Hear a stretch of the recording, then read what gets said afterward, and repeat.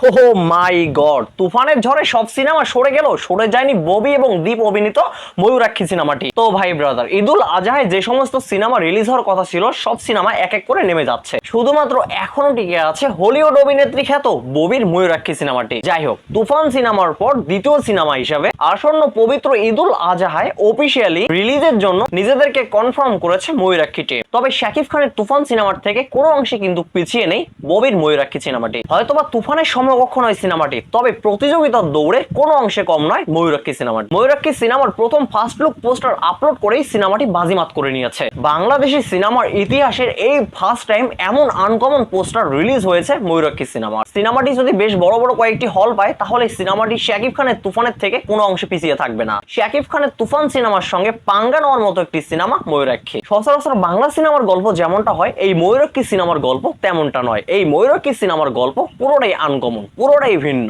এমন আনকমন গল্পের সিনেমা অবশ্যই দর্শককে হলে নিয়ে আসতে বাধ্য করবে। বিশেষ করে এই সিনেমার লোকেশন এবং এই সিনেমার মেকিং দর্শকদেরকে মুগ্ধ করবে। একবার নয়, দর্শকদেরকে বারবার দেখতে বাধ্য করবে এই ময়ূরাক্ষী সিনেমাটি। তো যাই হোক, আজ থেকে 1 মাস আগে গুঞ্জন উঠছিল যে এবার কোরবানি ঈদে প্রায় 9টি সিনেমা রিলিজ হবে। ঈদ আসতে এখনো প্রায় 2 সপ্তাহ রয়েছে, তাতেই 7টি সিনেমা পিছিয়ে গেছে ঈদ থেকে। শবনম বুবলি আর সিয়াম আহমেদ অভিনীত জঙ্গলি সিনেমাটি এবারের কোরবানি ঈদে রিলিজ হওয়ার কথা ছিল, বাট কোনো এক অজানা কারণে সিনেমাটি ঈদ থেকে সরে যায়। শরীফুল রাজ, আরভিন শুভ, সিয়াম আহমেদ এবং শবনম বুবলির সিনেমা পিছিয়ে গেল, কিন্তু পিছিয়ে যাচ্ছে না ববি হকের ময়ূরাক্ষী সিনেমাটি। এবারের ঈদ কনফার্ম মাতাবে শাকিব খানের তুফান এবং ময়ূরাক্ষী সিনেমাটি। তবে বিশেষ করে এই সিনেমায় ববির পারফরমেন্স এবং ববির লুক দর্শকদেরকে মুগ্ধ করবে। আমরা ববিকে এর আগে সিনেমাগুলোতে যেভাবে পেয়েছি, এই ময়ূরাক্ষী সিনেমায় ববিকে আমরা ব্যতিক্রমী এক ববিকে আবিষ্কার করতে পারবো। ববি এবং দীপ এইবার বাংলাদেশে নতুন করে ইতিহাস করতে যাচ্ছে এই ময়ূরাক্ষী সিনেমা দিয়ে। এই আনকমন সিনেমাটি নির্মাণ করেছে রাশিদ পলাশ। তো যাই হোক ভাই ব্রাদার, বাংলা সিনেমা প্রেমীরা যে ক্যাটাগরির সিনেমা চায়, যে কোয়ালিটির সিনেমা চায়, সেই কোয়ালিটির সিনেমাই কিন্তু ময়ূরাক্ষী। বাংলা সিনেমা প্রেমীদের এইবার মনের খোরাক পূরণ করবে ময়ূরাক্ষী সিনেমাটি। তো ভাই ব্রাদার, আমি কিন্তু অনেকটা এক্সাইটেড হয়ে আছি এই আনকমন গল্পের